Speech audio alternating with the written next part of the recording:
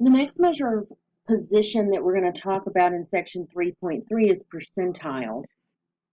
Percentiles divide your data into 100 equal groups. Remember that the word percent, per, cent, is roughly by 100. So 100 equal groups makes sense. If you look in French and probably Spanish, the word CNT is part of the word for 100. Now, the table here and the chart on the next page are a little bit disconcerting at first, but let me just show you what we're using it for and explain what it means. What is the percentile rank for someone who had a scaled score of 58? This was supposed to say in section 1.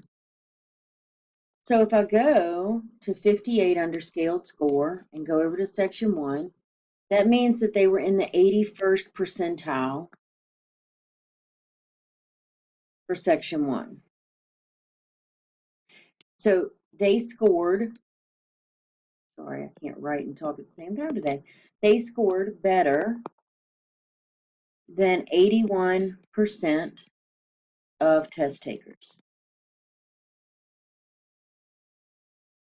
If we had been talking about section 2, it would have been 76th percentile. Section 3 was 81 percentile. And if your total scaled score was a 580, then you were in the 92nd percentile overall. All right, so that's just what that means. Looking here, I saw these charts so many times as my kids have been growing up. They have a different one for babies. This one in particular is discussing what percentile they're in, girls are in for their weight, okay? Find the percentile rank of an 11-year-old girl who weighs 82 pounds. And it's already marked on here for you. Here's the 11. Here's the weight, 82. If I was measuring in kilograms, I'd start over here. And you just follow them up. And it's really nice when they land on a line. If not, you're in between two things. So you go up here and you've got the 50th percentile. So she's in the 50th percentile, which means at 82 pounds, she weighs more than 50% of other 11-year-old girls. And that's just a data issue that they pull all this data from all of these things that are measured at the doctor's office or wherever you're doing this. Next, let's talk about how to draw a graph, a percentile graph based on a frequency distribution. So we have our boundaries already set up. We have our frequencies and our total. I do want to remind you, we're not putting a total for cumulative frequency or cumulative percent because the last number is your total. So for cumulative frequency, we're going to add our numbers up as we go. So we have 24, then you add 62, which gives me 86. Then 72 is 158, and then 26 would be 184, and 12 would be 196, and 4 would be 200. Okay, to get your cumulative percent, you take your cumulative frequency and you divide by 200 because that's your total, and then you multiply that by 100. Well, let's talk about that. If I'm dividing by 200 and multiplying by 100, I can simplify and just divide by 2. That tells me this is 12%, this is 43%, this is 79%, 92%, 98%, and 100%. If you don't land at 100% at the end, you have done something wrong and should probably fix it. All right, so next, I'm trying to get to this in my book so I don't have to keep sliding back and forth on the page. To do the actual graph that they want, we're going to have our y-axis and we're going to have our x-axis. Our y-axis is going to be our class boundaries.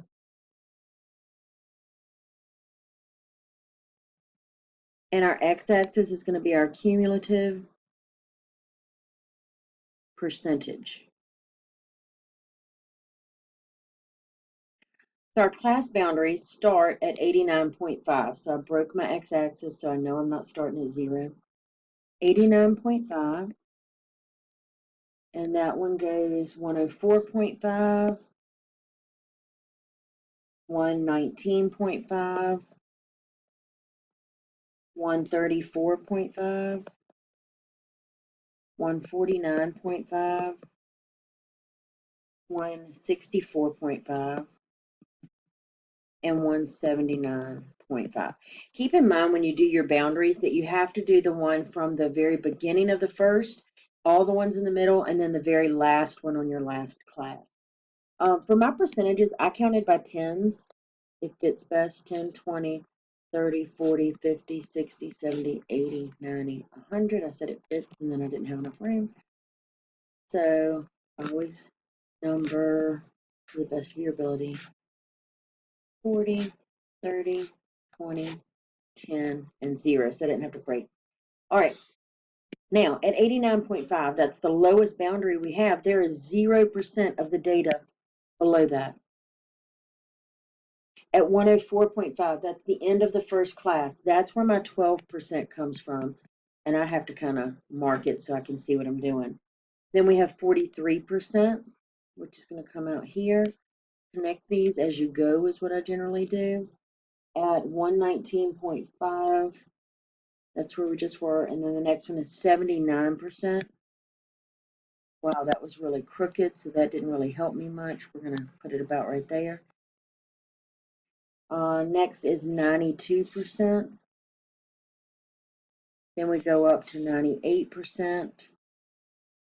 That's way too far over. Sorry, guys. Try again. And then the last one was at 100%. Okay?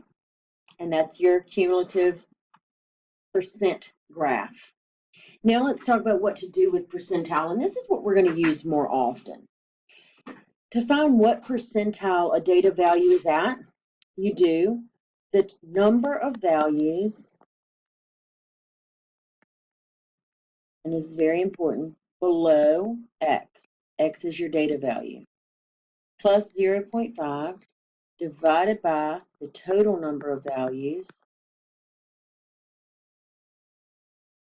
And like all good percentages, times 100. All right. Number of traffic violations recorded by a police department for a 10-day period is shown. Find the percentile rank of 16. Do not mark your 16 right here and count how many numbers are to the left. That is not what I was talking about. Does not work that way. So first we have to put our numbers in order. I like to do it right under the originals when I have a small list like this. If you have a big list, you can put it in list 1 in your calculator and have it sort for you. So we have 9, 12, 15, 16. I line them up under there so I know I have enough numbers. 18, 19, 20, 22, 24, 25. That was awesome. So we're doing 16. 16 has 3 numbers below it. So we do 3 plus 0.5 over 10, because that's how many numbers there are total. Whoops, not equals. Times 100, which gives me 35. So we're in the 35th percentile at 16. All right, same deal, but we want to do the percentile rank for 24. Well, 24 is right here. There are 8 numbers below it. So 8 plus 0.5 divided by 10 times 100 puts us in the 85th percentile. I've got a quick question for you. If we look at this, we have these 10 data points.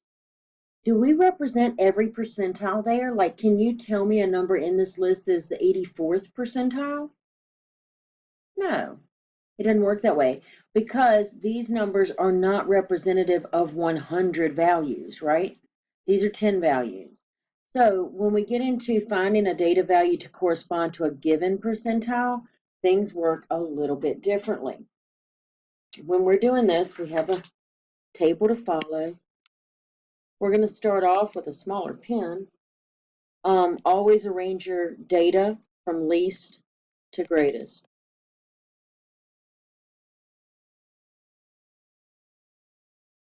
You're going to do C equals N times P divided by 100. where N is the total number of values,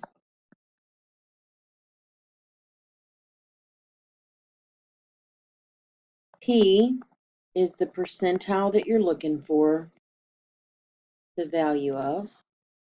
C doesn't technically stand for anything that we use. I know that sounds weird. C is going to help us find the position of our data value that we're looking for. But there's stuff you have to do to it. So we have a step 3A and a step 3B. For step 3A, if C is a decimal, then you always round up, regardless of what the decimal is. Round up to the nearest whole number. So if I had 3.002, I'm going to round to 4. Then you find that position in line. That's not going to make a lot of sense. I haven't found a really good way.